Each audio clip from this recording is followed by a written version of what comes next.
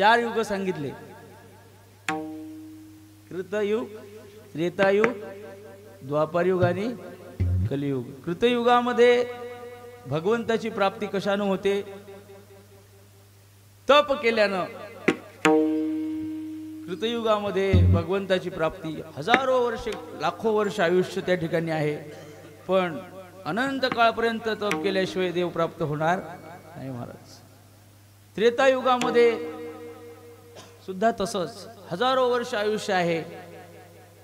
लोखंडाचे चणे खाऊन विश्वामित्रानं 60,000 वर्षे तप केलं तेव्हा सिद्धी प्राप्त झाली महाराज.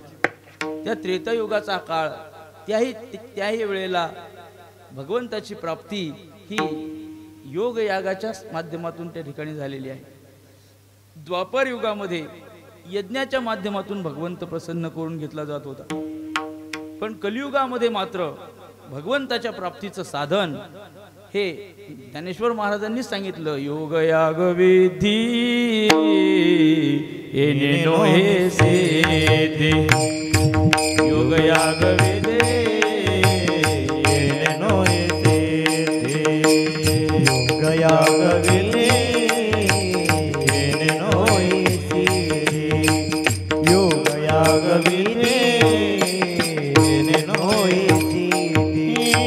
वायाची उपाधी दंभ धर्म, वायाची उपाधी दंभ धर्म, हरिमुखे म्हणा, हरिमुखे म्हणा, हरिमुखे म्हणा, हरिमुखे म्हणा.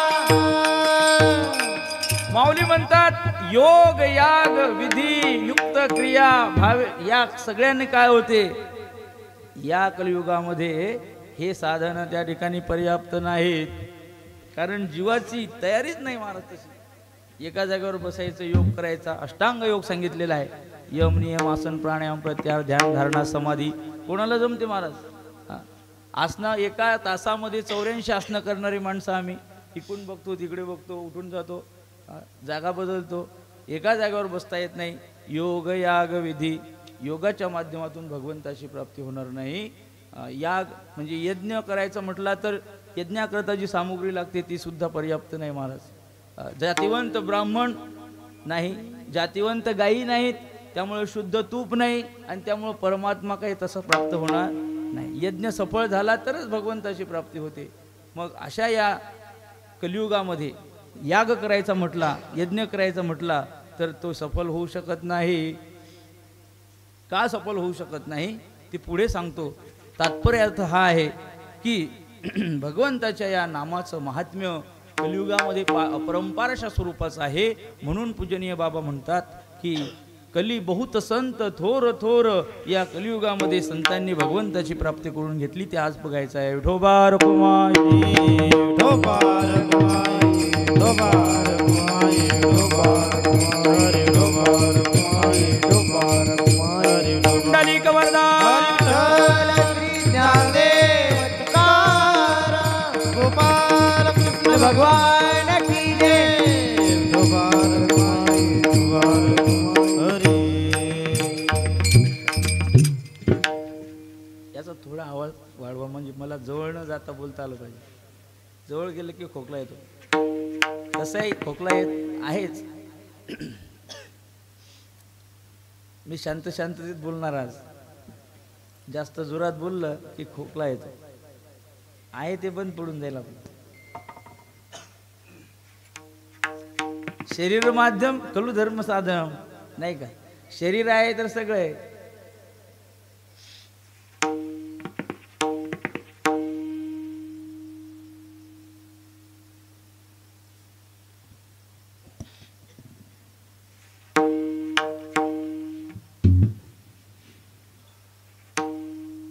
अभंगातून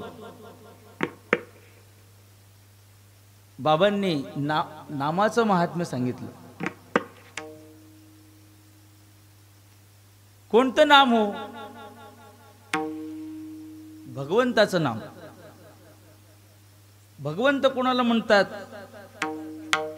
यश, श्री, औदार्य, ज्ञान वैराग्य ऐश्वर्य हे साही गुणवर्य वसती जेथ म्हणून तो भगवंतो. 6 गुण सांगितले. गुणवर्य त्याला म्हटलेलं आहे, गुणश्रेष्ठ म्हटलेलं आहे. गुण तर लय आहेत, गुण खूप आहेत, त्याच्या माग अवगुण आहे, गुणाच्या माग अवगुण आहे. पण हे जे गुण आहेत, हे गुणवर्य ज्यांच्याकडे आहेत त्याला भगवान म्हटलेलं आहे.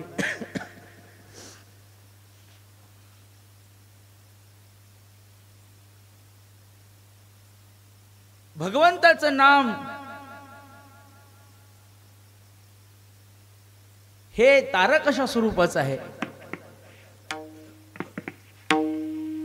कोणाचंही नाव घेऊ नये. नाम एकतर देवाचं घ्यावं, गुरुचं घ्यावं. तर देव म्हटले तर आपल्या भारतवर्षामध्ये 33 कोटी देव सांगितले बर का. मग सगळ्या देवाचं नाम घ्यायचं का हो? सगळ्या देवाचं वारकरी संप्रदायामध्ये नाव सांगितलेलं नाही, माऊलींनी सांगितलं.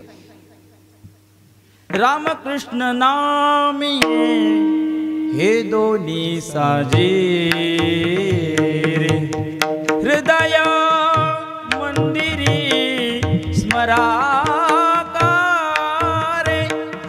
हृदय मंदिरे स्मरा. रामकृष्ण नामाचाच तुम्ही त्या ठिकाणी अनुसंधान करा, असं माऊलींचा त्या ठिकाणी आपल्याला आदेश आहे. ब्रह्मदेव आहे, इंद्र आहे, चंद्र आहे, वरुण आहे, बृहस्पती आहे, अग्नी आहे, यम आहे, देव तर लय आहेत. काही घडवलेले देव, मानलेले देव, बसवलेले देव, नाही बैसविला नाही घडविला, असा एकच आहे आमचा पांडुरंग परमात्मा. त्याचं नाम सर्वश्रेष्ठ अशा स्वरूपाचं विठोबा रखुमाई.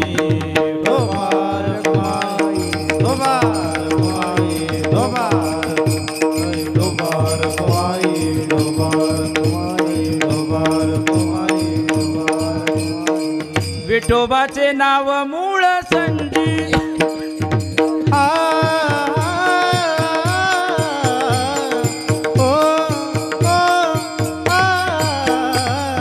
विठोबाचे नाव मूळ संजीवनी.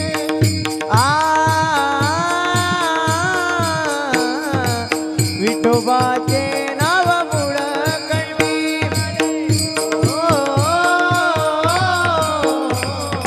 विठोबाचे नाव मूळ कणवी. हे अमर जीवनी करीतसे, अमर जीवनी करीतसे,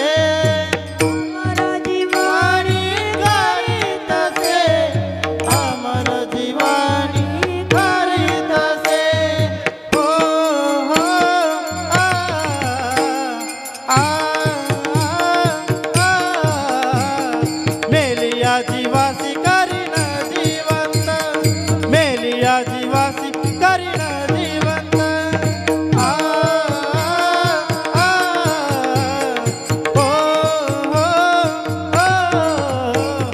मेलिया जीवासी करीन जीवंत, करीन जीवंत, करीन जीवंत. विठोबाचे नाव मूळ संजीवनी. संजीवनी लक्ष्मणाला शक्ती लागली होती, त्यावेळेला संजीवनी बुटी सांगितली होती, आठवते रामायणामध्ये. त्या संजीवनी बुट्टीच्या योगानं त्या वनस्पतीनं मेलेला लक्ष्मण जिवंत केला महाराज. पण ते आणण्याकरता विधी होता की तो सूर्योदयाच्या आतच आणली पाहिजे. सूर्योदय झाल्यावर तिचा काय उपयोग? त्या संजीवनी वनस्पती सारखं हे भगवंताचं नाव आहे. बाबांनी लिहिलं, मेलिया जीवासी करीन जिवंत, ऐसी प्रत्यक्षात साक्ष आहे. आजची सेवा नामपर आहे बरं का. आज सगळं नामाचंच महत्व येणार आहे. हो. ते भगवंताचं नाम श्रेष्ठ आहे, पण जपण्याचा विधी आहे. ए राम नाम तो सब कुछ कहे, ठग ठाकुर और चोर. जिस नाम से ध्रुव प्रहलाद तरे, ओ नाम कुछ और. कुछ और म्हणजे वेगळं काहीच नाही, फक्त त्याचा जपण्याचा विधी. विधी काय आहे तर तो विधी साधू संतांनी सांगितलेला आहे बरं का.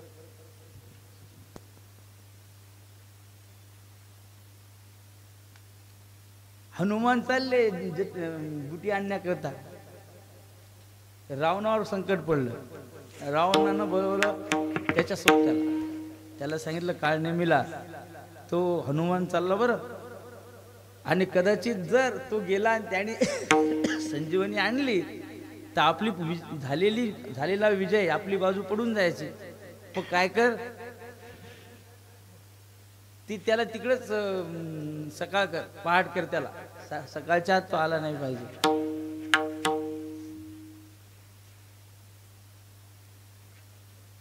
हनुमंताचं चाललं श्रीराम जय राम जय जय राम, श्रीराम जय राम जय जय राम, श्रीराम जय राम जय जय राम, श्रीराम जय राम जय राम.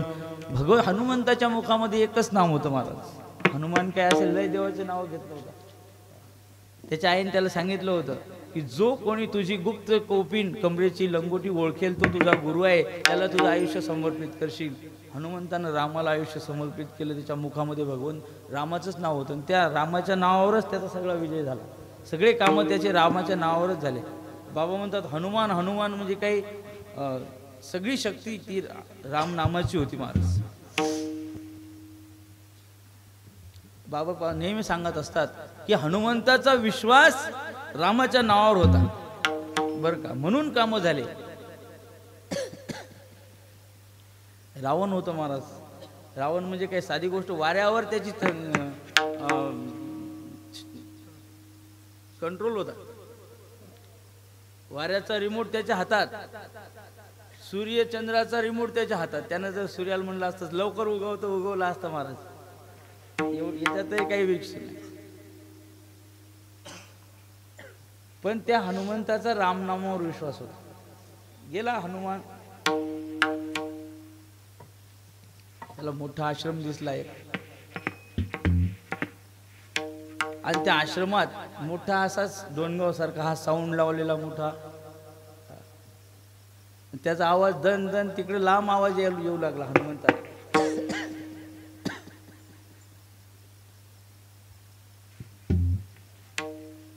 त्या आवाजानं भजनाच्या सामर्थ्यानं त्याचं मन तिकडे आकृष्ट झालं हनुमंताचं. आणि जे बनावट असते डुप्लिकेट ती लय त्याचं लय सकल जे चमके नच हे मते अशी म्हण आहे. All bride is not gold. जे जास्त चकाकते ती सोनंच असते असं नाही. मग कदाकाळी बेंटेक्स सुद्धा असतं. आणि आता बेंटेक्सचा जमाना आला आहे की नाही. चांगले चोर सुद्धा फसतात. गोष्ट सांगतो तुम्हाला एकदा, गोष्टीत गोष्ट. महाराजाच्या बायकोने काय केलं, महाराज नेहमी कीर्तनाला मग लय अलंकार आणले. पाण्याला गेली, चोरानं पाहिलं म्हणे बापरे आपली तर आता लॉटरीच लागली म्हणे. आज महाराजाचं पॉम्प्लेटवर पाहिलं महाराजचं कीर्तन म्हणे तिकडे लांब येईल जालना जिल्ह्यात. आता महाराज जालन्यावर गेल्यावर मग यानं घर फोडलं. आला चोर घरी आणि आला, दोघं जणांनी चाकू दाखवला. चाकू दाखवल्यावर काय मग सगळे कानातले नाकातले घेतले काढून. ती काही देईना तर यांनी बळजबरी काही झपके देऊन का होईना घेतले. सगळं शेवटचं कानातलं घेतलं आणि जाता जाता म्हणे जा सगळे मिळून 150 रुपयाचे आहेत. असं म्हणल्यावर त्या चोरांची चांगली ते म्हणे तिकडं मस्त काय 5-25 हजाराचा डाका पाडला असता. आज तर सगळ्या या सोन्याच्या लालचीनं आपण दिवस गमावला, आपलं सगळी रात्र वाया गेली. आणि महाराजींबाई काय म्हणतात, जा मेल्या हो सगळे मिळून 150 रुपयाचे. पुन्हा आणली महाराज, पुन्हा त्या बाईला हाणलं आणि निघून गेले. विठोबा रखुमाई विठोबा रखुमाई विठोबा विठोबा. म्हणजे चोराला सोन्याची पारख असते की नाही, चोराला सुद्धा त्या बेंटेक्सच्या अलंकारांनी भुलवलं. हे सांगायचं मला. जे डुप्लिकेट असते ते लय चमकते, ज्याचा जास्त आवाज असतो समजून घ्यायचं ते रिकामं भांड आहे की नाही. मग ते डुप्लिकेट होता. काळनेमीवर बोलत होतो मी. आता काळनेमी राक्षसानं काय केलं, जोरात भजन चालू केलं. रघुपती राघव राजा राम पतित पावन सीताराम. रघुपती राघव राजा राम पतित पावन सीताराम. पतित पावन सीताराम. पतित पावन सीताराम. पतित पावन सीताराम. पतित पावन सीताराम. पतित पावन सीताराम. पतित पावन सीताराम. रघुपती राघव राजा राम पतित पावन सीताराम. रघुपती राघव राजा राम पतित पावन सीताराम. असं त्याचं भजन ऐकल्यानंतर हनुमंताला मात्र भुरळ पडली. राम भक्त वेडे असतात. वेडे म्हणजे पिसा असते द्यायला, पण कशाचं, भगवंताच्या भजनाचं. भगवंताच्या भजनाचं वेळ असते. आमच्या इथे एक रुपेश महाराजचा मुलगा आहे, लगेच 1 वर्षाचाच आहे. विठोबा रखुमाई म्हणलं की लगेच त्याला त्या ठिकाणी झटका येतो. लगेच असं टाळा घेऊन वाजवतो. टाळ नसला त्याच्या गळ्यात, कारण कुळी कन्या पुत्र होती जे सात्विक. महाराजाचा पोरगा, त्याला भजनाचा वेळ असणार. सगळे काळनेमीचे भजन आहेत. काळनेमीच्या नावाच्या अंतर्गत हे सगळं सांगत आहे मी. त्या काळनेमीनं भजन सुरू केलं. हनुमानजी भुलले आणि हनुमान भुलल्यानंतर काय झालं, गेले महाराजाचं दर्शन घेतलं. आणि दर्शन घेतल्यानंतर, बच्चा तेरा कल्याण हो जाएगा, मैं सब कुछ जानता हूं, तुम किस लिए आ रहे हो, कहाँ जा रहे हो, सगळं त्याला सांगितलं त्याचं भविष्य. आणि हे सगळं सांगितल्यानंतर हनुमंतालाही वाटलं बुद्धिमतां वरिष्ठम, बुद्धिमतामध्ये श्रेष्ठ असणाऱ्या हनुमंताला सुद्धा त्या काळनेमीला ओळखता आलं नाही.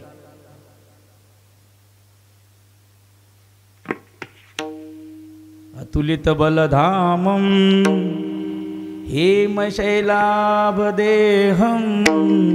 अतुलित बलधामम असं ज्याचं वर्णन आहे. आणि सकल गुण निधानम ज्ञानीनाम अग्रगण्यम, त्याला ज्ञानीनाम अग्रगण्यम म्हणलं त्या हनुमंताला. तुकोबराय म्हणतात की सुभटा, हनुमंताला भट म्हटलं, एवढाही ज्ञानी. पण त्याला काळनेमीनं भुरळ पाडली. त्या काळनेमीच्या पुढे गेले आणि हनुमान त्याला नमस्कार केला. हनुमंताला म्हणला, बाबा तुला माळ घालतो. काय करतो, ते म्हणजे महाराज थांबा मी हातपाय धुवून येतो. सगळं शरीर घामानं ओलं झालं. हातपाय धुवायला म्हणून नदीवर गेला. तिथं ती शापित मग अप्सरा होती. त्या हनुमंताच्या चरणाच्या स्पर्शाने त्या अप्सरेचा उद्धार झाला महाराज. आणि अप्सरेनं सांगितलं हनुमंता बरं झालं म्हणे तू इथे आला, तुझ्यामुळं माझंही कल्याण झालं. आणि आता तुला सांगून ठेवते. तिचा उद्धार झाला, स्वर्गाला जात होती, पण जाता जाता तिनं त्या ठिकाणी सांगितलं की तो जो बसला ना तिथे तो काही राम भक्त नाही बरं, तो डुप्लिकेट आहे. त्यानं जरी फेटा बांधलेला असेल, सदरा घातला असेल, धोतर नेसलेला असेल, पण तो काही राम भक्त, केस वाढवलेली, दाढी वाढवलेली, जटा वाढवलेल्या, म्हणजे तो डुप्लिकेट आहे. मग त्याच्यापासून सावध राहा. म्हणजे का? तो रावणानं पाठवलेला काळनेमी आहे. तो तुला इथे सकाळ करणार आहे. लक्ष्मणाला तिकडे मरू द्यायचं का तुला? बापरे, बरं झालं म्हणे आई सांगितलं तू. आणि हनुमंतानं त्या मातेला नमस्कार केला आणि गेले त्या काळनेमी महाराजाचं दर्शन घ्यायचं म्हणून असे वाकले. जसं त्याचं तंगड धरलं आणि जसा धरला आपटला दगडावर, त्याचा उद्धार केला, त्याचा नाश करून टाकला. कशासाठी सांगितलं महाराज की डुप्लिकेट भजन जर केलं तर उद्धार होत नाही. विठोबा रखुमाई, विठोबा रखुमाई, विठोबा रखुमाई, विठोबा रखुमाई, विठोबा रखुमाई.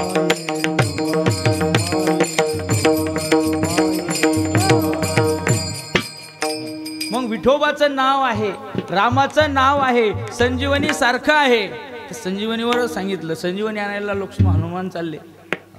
मग ती संजीवनी त्यावेळेला प्राप्त होते ज्या वेळेला हनुमंतासारखं त्याचं अंतःकरण असेल, काळनेमी सारखं असेल तर उद्धार होत त्याची प्राप्ती होत नाही. मग अशा प्रकारचं भगवंताचं जे श्रेष्ठ अशा प्रकारचं नाव आहे, त्या नामाचं महात्म्य काय आहे आपल्याला बघायचं आहे. राम कृष्ण हे अभंगामध्ये सांगितलेलं आहे. तर राम हे तत्व आहे, राम तत्व आहे.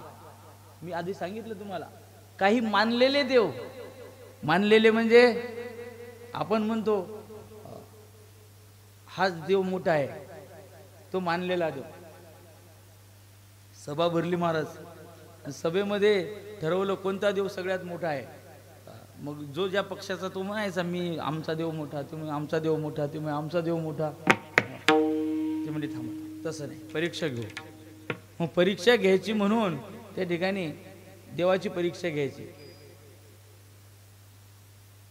मग सगळ्या देवाचं यादी वाचली, तर यादी वाचली तर सगळ्या देवाच्या नावापुढं काही ना काही घोटाळे होतेच बरं का. कोण पैसे खाल्ले, कोण काही खाल्लं, कोणी काही खाल्लं, कोणी काही खाल्लं. ब्रह्मदेवाच्या नावालाही कलंक, चंद्राच्या नावाला कलंक, इंद्राच्या नावाला कलंक. म्हणजे श्रेष्ठ देव कोणता आहे हो? तर सगळ्यात श्रेष्ठ देव ठरला श्रीराम, की ज्या रामापुढं, रामाजवळ कुठल्याच प्रकारचा विकार नाही. रामापासी नाही दुःख गर्भवास, रामापासी दुःख नाही गर्भवास, सुखाचा निवास श्रीराम तो, सुखाचा निवास श्रीराम. रामापासी नाही दुःखाची कल्पना, रामापासी नाही दुःखाची कल्पना. अशा प्रकारे रामाचं वर्णन सगळ्यांनी वाचलं आणि श्रीरामचंद्राच्या नावापुढे कुठल्याच प्रकारचा त्या ठिकाणी दोष दिसला नाही. सर्व गुण संपन्न, सर्व लक्षणांनी युक्त असे राम होते महाराज. राम सुलक्षण, राम सर्व लक्षणाने संपन्न होता, एकही दुर्लक्षण रामापुढे नव्हतं. सर्व गुण संपन्न होता, म्हणून श्रीरामाला त्या ठिकाणी सर्वश्रेष्ठ असं म्हटलेलं आहे. आणि त्या श्रीरामाच्या नामाच्या योगानं भगवंताच्या नामाच्या योगानं काय काय होते अभंगाच्या पहिल्या चरणामध्ये त्या ठिकाणी सांगितलं.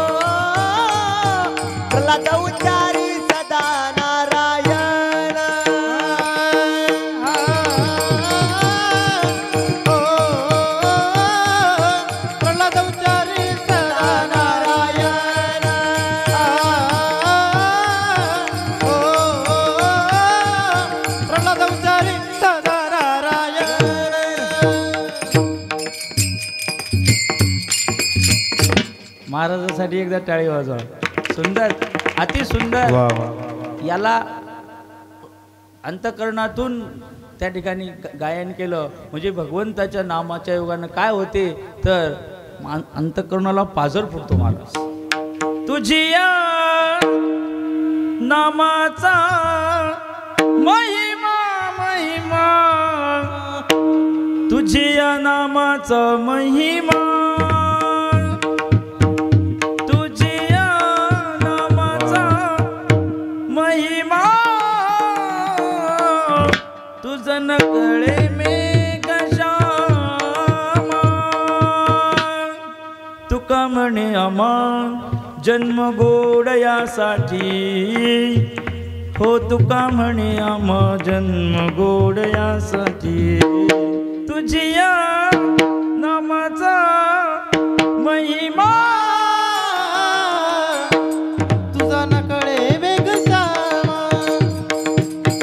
तुझिया नामाचा महिमा, तुझा न कळे वेग श्यामा, तुझिया नामाचा महिमा, तुझा न कळे वेग श्यामा, तुझिया नामाचा महिमा, तुझा न कळे वेग श्यामा, न कळे वेग श्यामा, न कळे वेग श्यामा. भगवंताचं नाम माणसाच्या हृदयाला पाझर फुटते.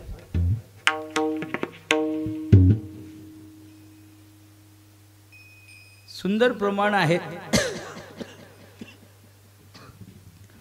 गुणीजन गायक वादकही आहेत, श्रोते सुद्धा तसेच जाणकार आहेत, दर्दी आहेत. साऊंड सिस्टीम सुद्धा चांगली आहे. ताल सम्राट आमचे गायकवाड महाराज सुद्धा आहेत. सगळे योग्य आहे. पण घड्याळ आपल्यासाठी थांबत नाही.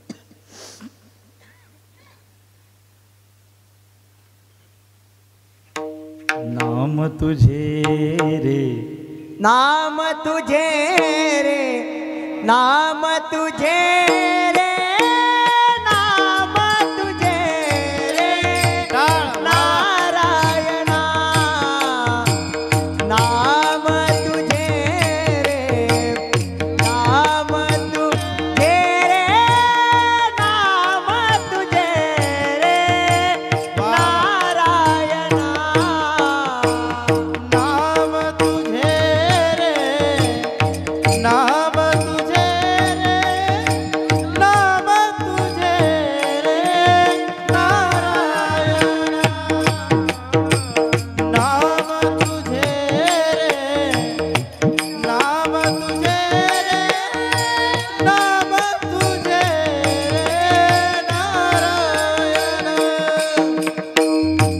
कोणी पाषाणाला पाना, कोणी पाषाणाला पाना, पाषाणाला पाना, नाम तुझे रे, नाम तुझे रे, नाम तुझे रे, नारायणा, नाम तुझे रे, नाम तुझे रे, नाम तुझे रे, नारायणा.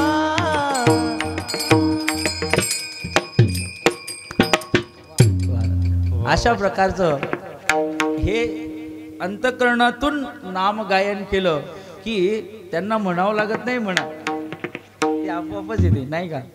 हे भगवंताच्या नामाचं महात्म्य आहे, गोडी आहे. मग हे राम नाम श्रेष्ठ नाम किती श्रेष्ठ आहे तर देवापेक्षाही देवाचं नाव श्रेष्ठ आहे. हो, देवाहुनी थोर देवाजीचे नाम, देवाहुनी थोर देवाजीचे नाम, देवाहुनी थोर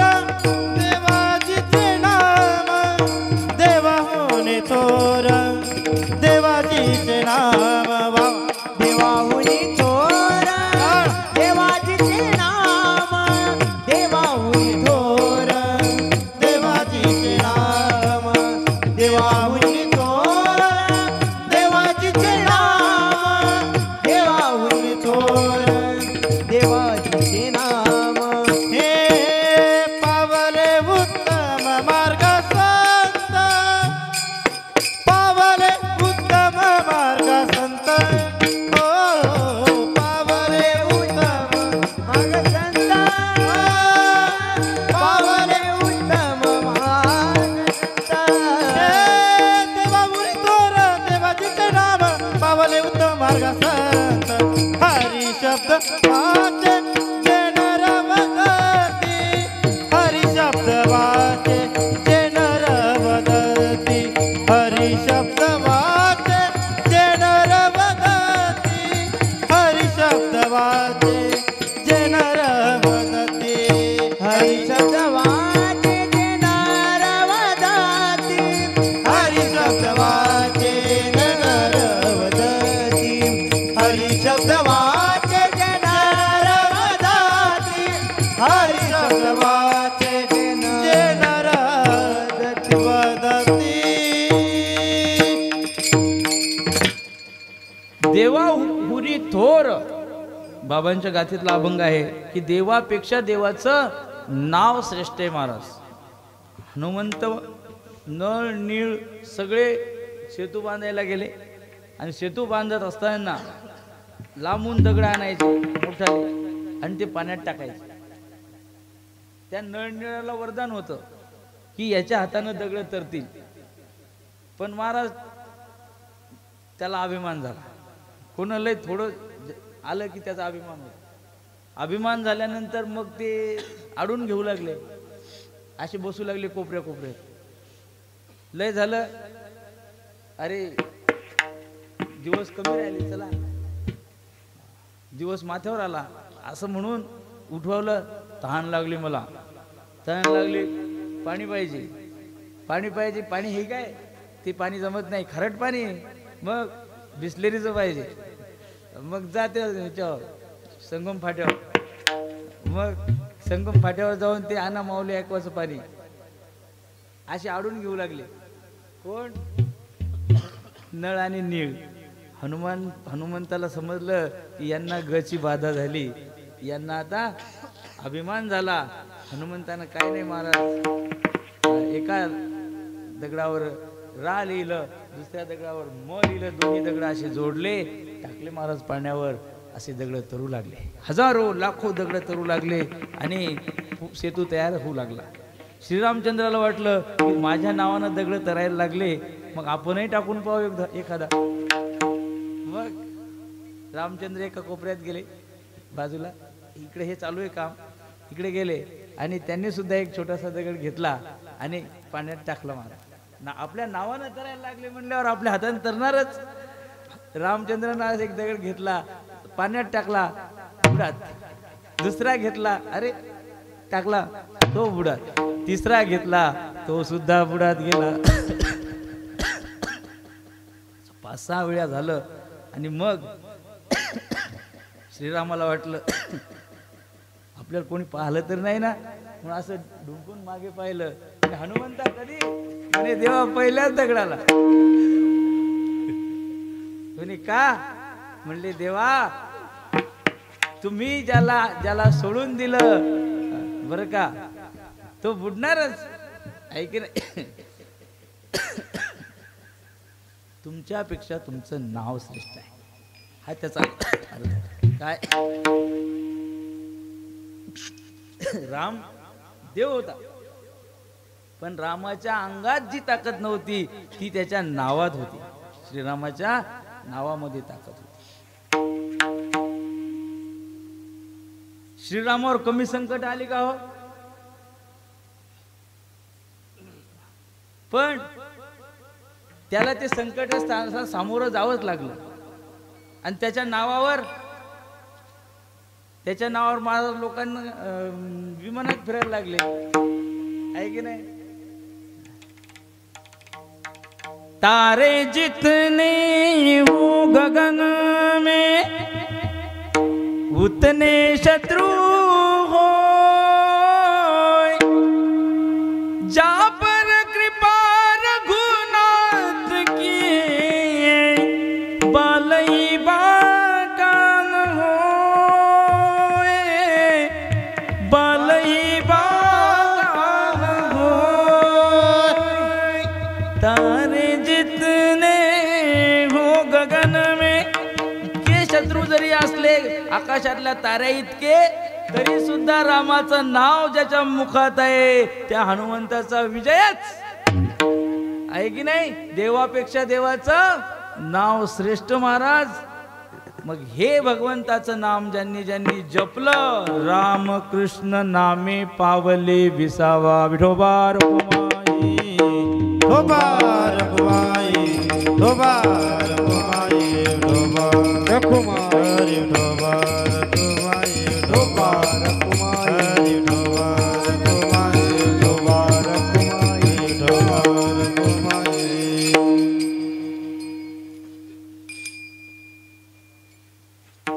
लय कशाला. दोन उदाहरणं आमच्या नजरेत आहेत. म्हणजे एकदा बाबांच्या नजर चुकीनं चेकवर जी नेहमीची सही असते त्यापेक्षा वेगळी सही, दोन खात्याला दोन सह्या, एक दुसऱ्याच खात्याची सही त्यात लागली. तो चेक परत केला, म्हणे बा हे सही चुकीची आहे. मग आता तितका दूर मी करून परत द्यायचं. फोन लावला बाबाजी आणि ते आता दिलं त्यांच्याजवळ, म्हणजे बोला तुम्ही महाराजांना डायरेक्ट. ते म्हणे नाही सहीच लागा. अहो म्हणे मी स्वतः खातेदार बोलतो ना. स्वतः खातेदार जरी असला तरी सुद्धा त्या खातेदाराला महत्व नाही जे त्याच्या सहीला आहे. पैसे नाही दिले त्यांना.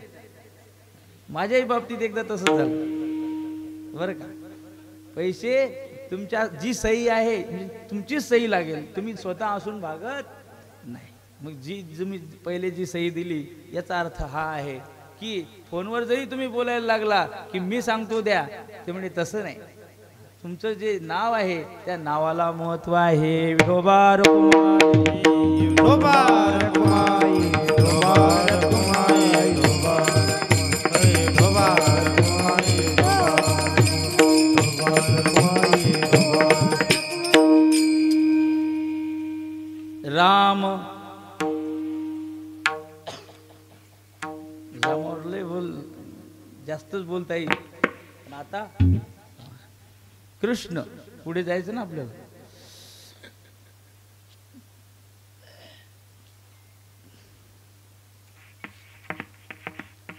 तुलसीदास महाराज सांगतात,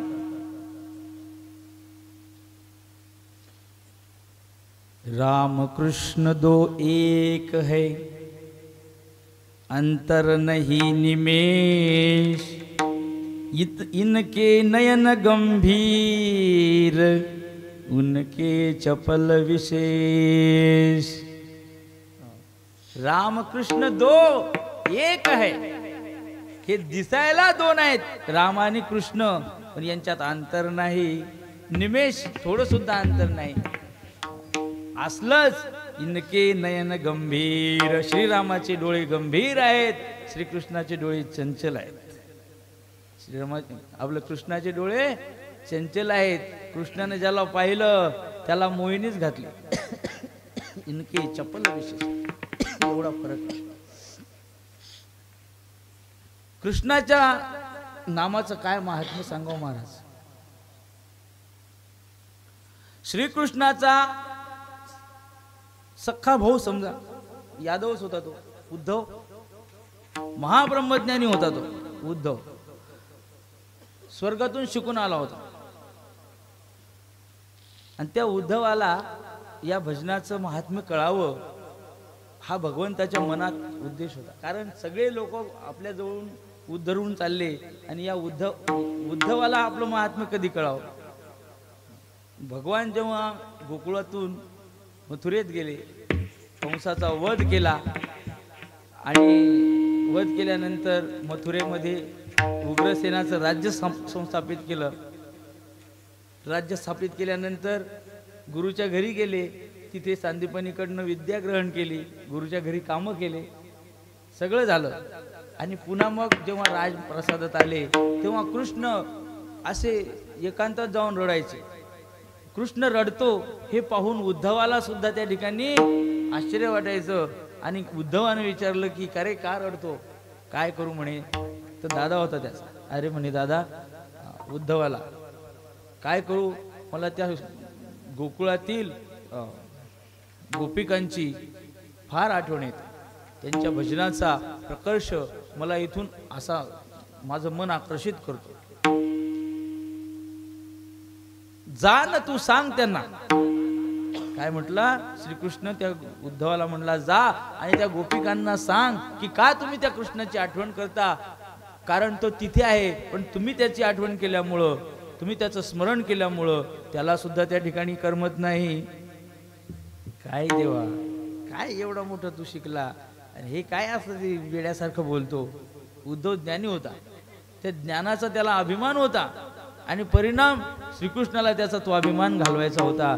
त्याने ते उद्धवाला पाठवलं, उद्धवाला गोकुळामध्ये पाठवलं आणि म्हणे जा आणि तू त्या गोपिकांना एवढा निरोप देऊन ये.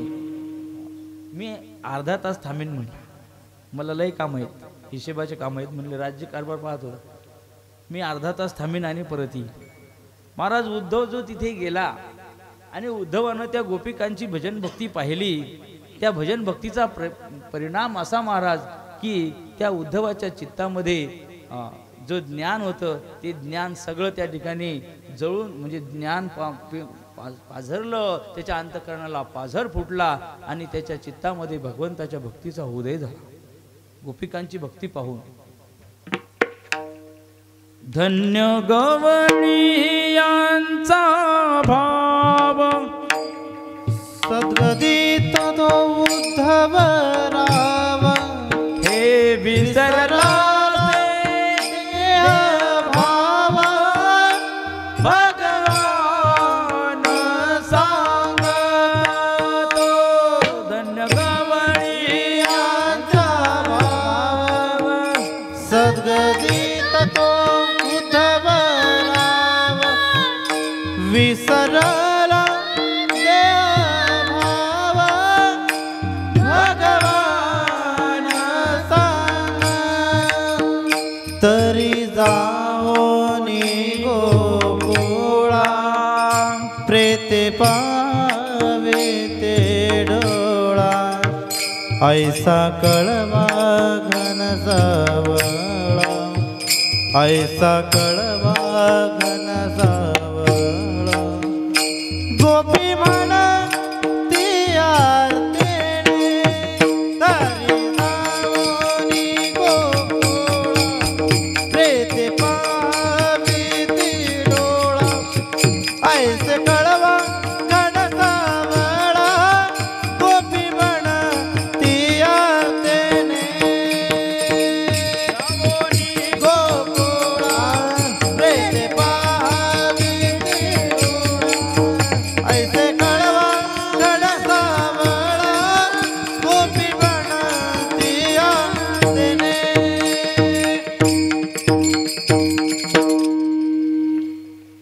त्या श्रीकृष्णाला उद्धवाला दाखवून द्यायचं होतं की गोपिकांची भक्ती कशी आहे. त्या कृष्ण नामामध्ये दंग झालेल्या होत्या. त्या भगवंताच्या भजनानं त्या गोपिकांची स्थिती पाहून उद्धवाचं सुद्धा अंतःकरण पाझरलं, हे आपण आता ऐकलं. आणि हे पाहिल्यानंतर त्या उद्धवाच्या चित्तामध्ये कृष्ण भक्तीचा उदय झाला आणि तिथून पुढे उद्धव कृष्णाची भक्ती करायला लागला. याचा अर्थ हा आहे कृष्ण कर्षती आकर्षती. तो कृष्ण आकर्षित करतो, अंतःकरणाला आकर्षित करतो.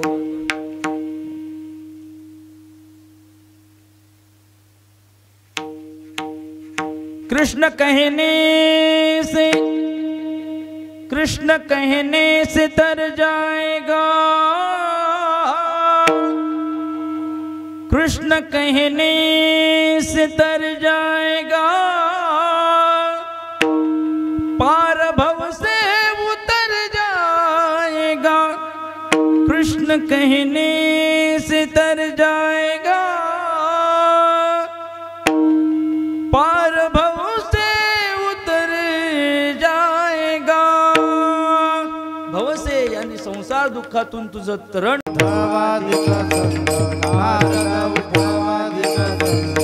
रामकृष्ण नामे पावले विसावा, रामकृष्ण नामे पावले विसावा, रामकृष्ण नामे पावले रामकृष्ण नामे पावले नारद उद्धवादिक संत नारद उद्धवादिक संत नारद उद्धवादिक संत हे रामकृष्ण नामे पावले विसावा नारद उद्धवादिक संत नारद उद्धवा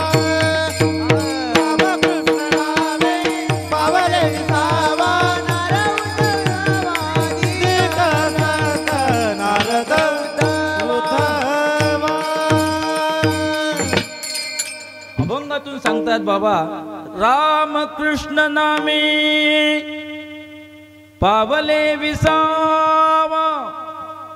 विसावा म्हणजे विश्रांतीला पावले, जन्म मरणाच्या बंधनातून मुक्त झाले, परम विश्रांतीला प्राप्त झाले. तद्धाम परमं मम यद् गत्वा न निवर्तन्ते तद्धाम परमं मम. भगवान सांगतात गीतेमध्ये की जिथे गेला असता नस पुनरावर्तते नस पुनरावर्तते, त्याला पुनर्जन्म न येती किंतु माम येती. माम येती म्हणजे ते मला जेवून मिळतात, पुनर्जन्माला प्राप्त होत नाहीत जे रामकृष्ण नामाचं भजन करतात. रामकृष्ण नामे पावले विसावा. कोण कोण? नारद उद्धवादिक संत. उद्धव सांगितलं तुम्हाला, नारदाचं तर माहीतच आहे.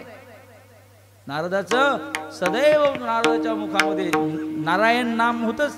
नारदाच्या मुखामध्ये नारद पूर्वजन्मामध्ये दासीपुत्र होता. आता भागवतामध्ये आज झाला असेल कदाचित, नारदाच्या जन्माची कथा आहे.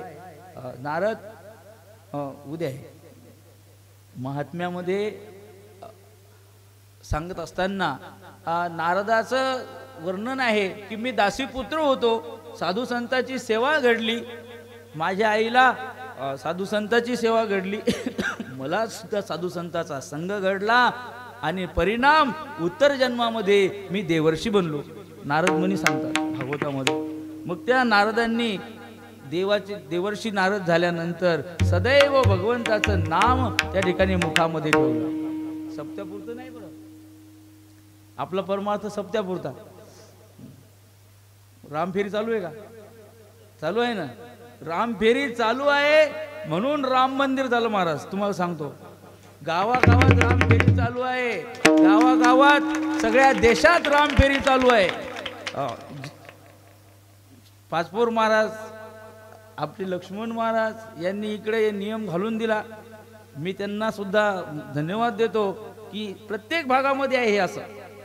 सगळ्या महाराष्ट्रामध्ये रामफेरी चालू आहे, रामाचं जप चालू आहे. परिणाम 22 जानेवारीला श्रीरामचंद्राच्या मंदिरामध्ये रामचंद्राची मूर्ती स्थापन होणार आहे. खरोखर दिवाळी साजरी होणार आहे. हे सगळं रामफेरीचं आहे.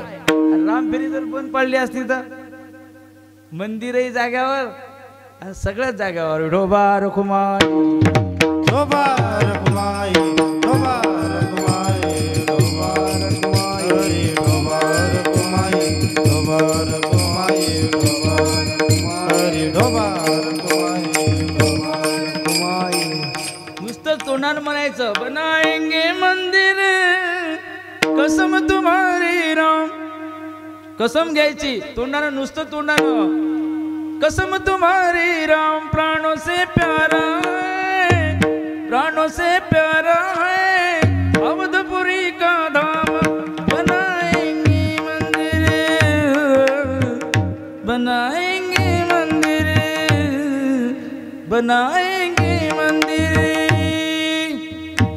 तोंडानं म्हणून भागत नाही. नस नस में जो खून बहे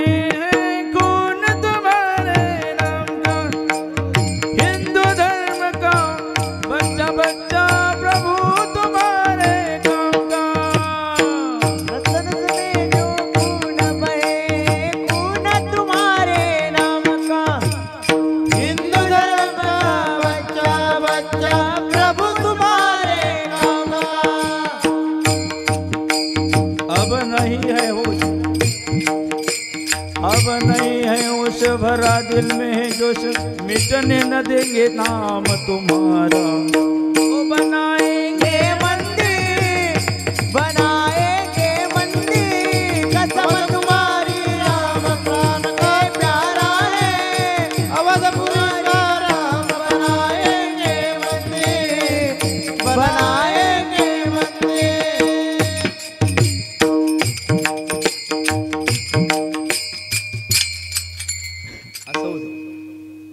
जेव्हा साथ देत नाही तेव्हा मग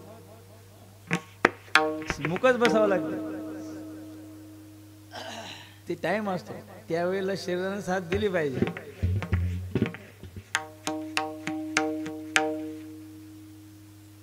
मग हे म्हणून भागत नाही, म्हणताना अंगावर काटा येतो, पण टिकून ठेवणं महत्वाचं आहे. टिकून ठेवणं, आणि ज्यांनी कामगिरी टिकून ठेवली आज त्याची पावती आपल्याला त्या ठिकाणी सरकारनं दिली. महाराज, सरकारला बुद्धी कोण देते? राजा कालस्य कारणम. बर का, राजाला बुद्धी देण्याचं काम हे आपलेच आपली वागणूक. जशी प्रजा तसा राजा बनतो.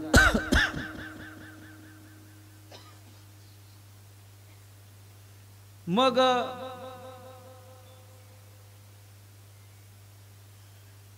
नारदाचं भजन इथून बोलत होतो आपण. टेम्पररी परमार्थ नव्हता रामाचा, नारदाचा. मग सदा त्याच्या मुखामध्ये नाम होतं, भगवंताचं सदा नाम होतं.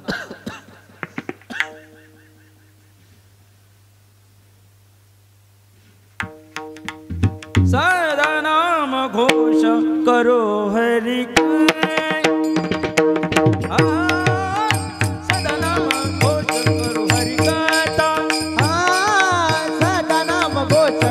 हरि गाता, सदा नाम घोष करो हरि गाता. तेने सदा चित्ता समाधान, तेने सदा चित्ता समाधान. सर्व सुखम सर्व अलंकार, सर्व सुखम सर्व अलंकार, सर्व अलंकार, सर्व अलंकार. तेणे सदा चित्ता समाधान.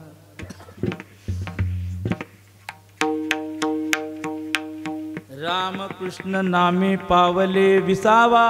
विसावा विश्रांतीला पावले. कोण कोण?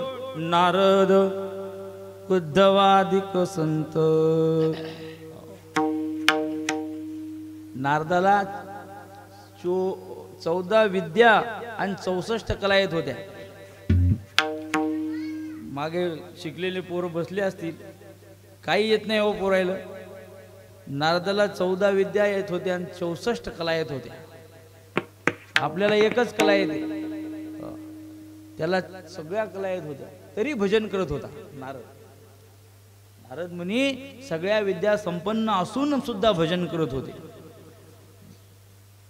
भारताच्या इतिहासात 2च महापुरुष होऊन गेले, 14 विद्या 64 कला संपन्न, नारद मुनी आणि चांगदेव महाराज. आणि दोघांना सुद्धा भगवंताच्या साधू संतांचं मार्गदर्शन होतं. सांगण्याचा अर्थ हा आहे की माणूस किती मोठा झाला तरी भजन सोडू नाही.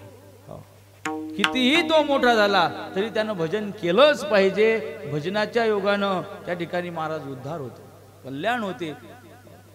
लोक काय करतात? सगळ्या गोष्टी करतात आणि भजनच करत नाही.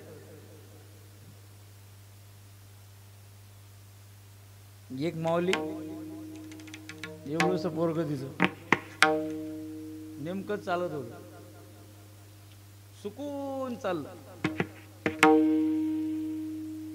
म्हणे का बरं? घरी तर दूध आहे, घरी सगळं आहे, सगळ्या गोष्टी होत्या, पण लहान होत.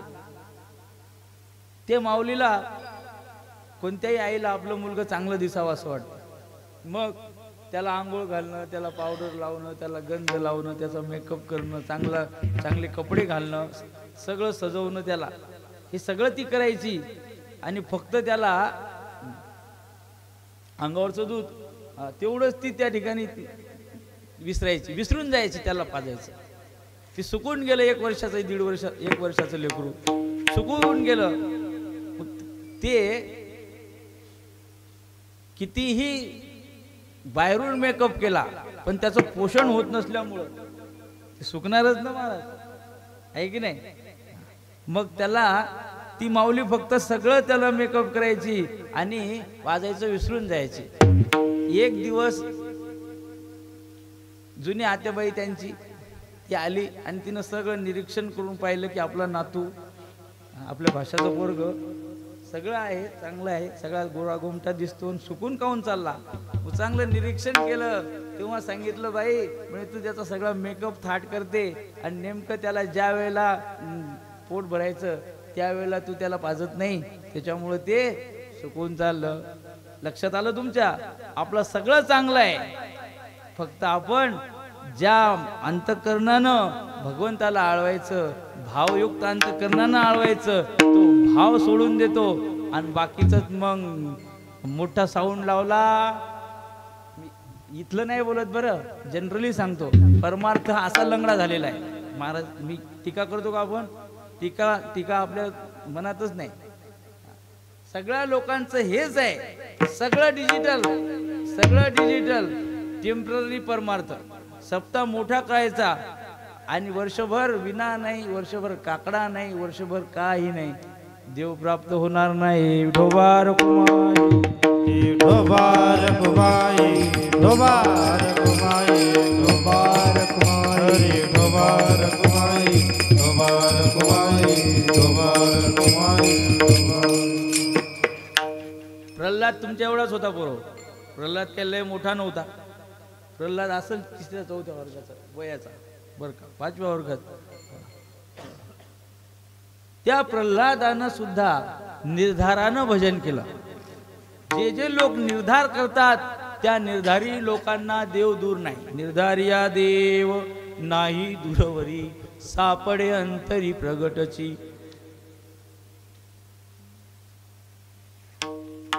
निर्धारिया देव निर्धाराने झाला वाल्या विश्ववंद्य, निर्धाराने झाला वाल्या विश्ववंद्य.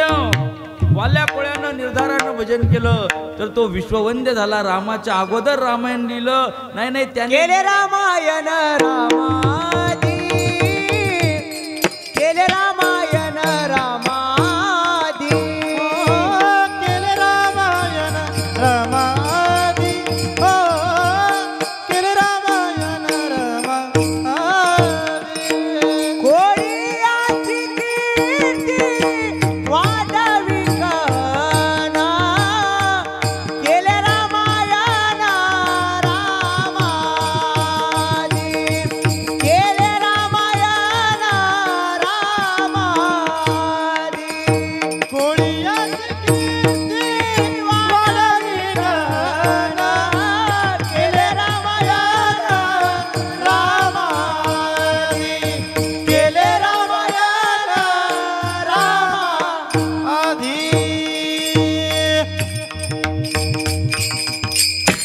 एकदा टाळी वाजव, मी सांगतो तुम्हाला. यशोमती मैया से बोले असं मी काय सांगतो, हे प्रेमानं भजन केलं की आपोआप येतं ते, आहे की नाही? आणि हे भजन ज्याच्या चित्तात आहे त्याला देव भेटतो. महाराज प्रल्हाद उच्चारी सदा नारायण, सायुज्य सदन पावला तो, बळी रामनामे पावला विश्रांती, समाधीस्थ स्थिती त्याची सदा. आणि शेवटच्या चरणामध्ये बाबा सांगतात की या भगवंताच्या नामाच्या योगानं अनेक संत त्या ठिकाणी उद्धरून गेले. त्या संतांनी भगवंताच्या नामाच्या जोरावर कशा प्रकारे आपलं जीवन घडवलं. भजन करा. विठोबा रखुमाई, विठोबा रखुमाई, विठोबा रखुमाई, विठोबा रखुमाई, हरी हरी विठोबा रखुमाई, विठोबा रखुमाई, विठोबा हरी विठोबा रखुमाई, विठोबा रखुमाई, विठोबा रखुमाई, विठोबा रखुमाई, विठोबा. कली बहुत संत थोर थोर. बहुत शब्दावर आपल्याला पाहायचं की कोणते कोणते संत होते. अभंगच आहे आपल्या गाथेमध्ये महाराजांचा.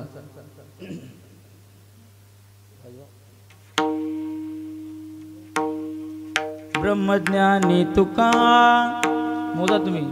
संत ज्ञानेश्वर गाती निरंतर विठो विठो संत चोखा मेळा आणि जनाबाई ब्रह्मानंदी जाई विरोनियम गोरोबा कुंभार माळितो सावता गाती भगवंता क्षणोक्षणी भगवान म्हणे विठ्ठल विठ्ठल संतांनी हे केलं निवार संत चोखा मेळा आणि जनाबाई ब्रह्मानंदी जाई विरोनिय संत चोखा मेळा जनाबाई सोयराबाई सखूबाई अनेक त्या ठिकाणी माता माऊल्यांनी भजन केली आणि अनेकांचा उद्धार या भगवंताच्या नामानं झाला. बघा आमचा होणार नाही का हो? एथ तुका म्हणे एथ भजन प्रमाण इथे भजनाला महत्व आहे. या भजनाच्या योगानं भगवंताच्या नामाच्या योगानं पशु सुद्धा तरुण जातात. माणसं गेली याच्यात काय विशेष आहे? पशु देहाचे नावे पशुचेही हो का. म्हणून बाबा सांगतात की चोखा मेळा हा जातीनं महार होते, पण त्या चोखा मेळ्याचा अधिकार काय सांगावं महाराज. एकदा स्वर्गातलं अमृत विटलं, इंद्रादिक देव ते अमृत घेऊन भगवंताकडे आली आणि भगवंताकडे आल्यानंतर त्या ठिकाणी देवांनी सांगितलं, अरे हे अमृत जर शुद्ध करायचं असेल तर आपल्याला चोखोबाकडे जावं लागेल. आणि चोखोबाच्या झोपडीमध्ये जेव्हा जातात तेव्हा चोखोबाच्या झोपडीमध्ये गेल्यानंतर चोखोबा रायाचं द्वादशीचं पारणं त्या ठिकाणी फेडायची तयारी सुरू असते महाराज. आणि द्वादशीच्या दिवशी स्वर्गातले देव साधू संत आपल्या घरी जेवायला आले. आनंद गगनात मावेना आणि सगळ्या साधू संतांना भगवंताला एकादशीचं पारणं त्या ठिकाणी सोडायला सगळी पंगत बसली महाराज. चोखोबाच्या घरी देव जेवायला लागले.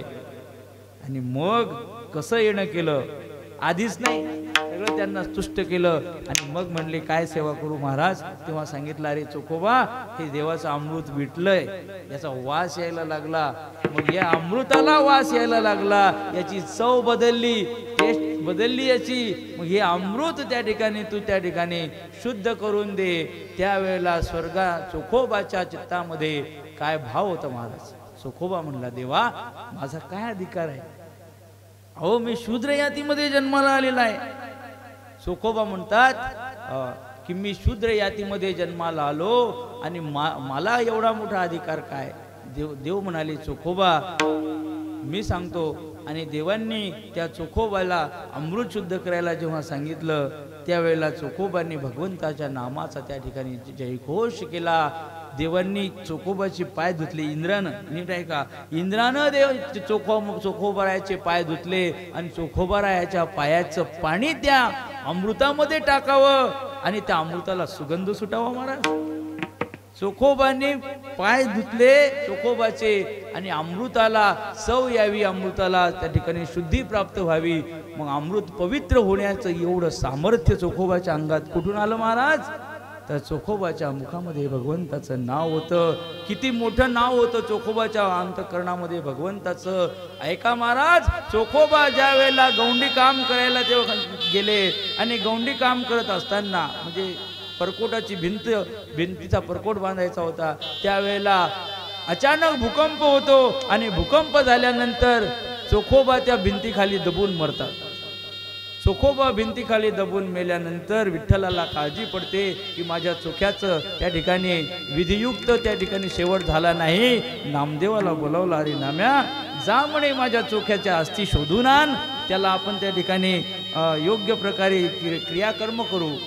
काय म्हणे देवा, काय पडलं त्या चोख्याच्या नादी लागलात, कशा ओळखायचं म्हणे, हजारो लोक मेले म्हणे त्या भिंतीखाली दबून. त्यावेळेला विठोबा सांगतो, अरे नामा तू चोख्याचा अधिकार पाहला नाही म्हणे, तू त्याची जात काय पाहतो. चोख्याचा अधिकार फार मोठा आहे. कसं ओळखू म्हणे देवा, म्हणे ज्या हाडकामधून ज्या अस्थीमधून विठ्ठल विठ्ठल नाम त्या ठिकाणी तुला ऐकायला येईल ती माझ्या चोख्याची अस्थी आहे, ओळखून घे म्हणे.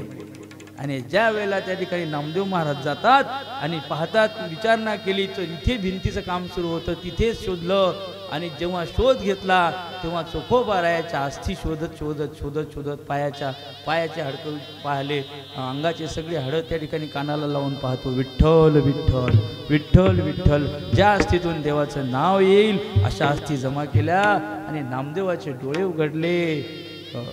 उस डोंगा परी रसनो हे डोंगा, उस डोंगा परी रसनो हे डोंगा, उस डोंगा परी रसनो हे डोंगा, उस डोंगा परी रसनो हे डोंगा,